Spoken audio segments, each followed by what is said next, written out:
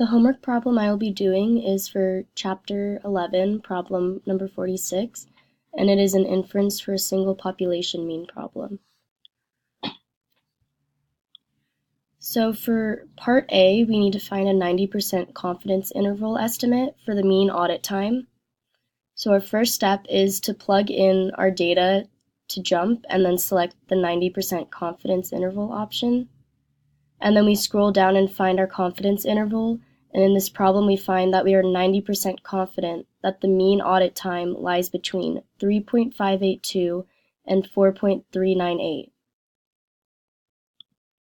So then for Part B, we find that because 3.25 does not lie within the interval, the mean is either less than or greater than 3.25.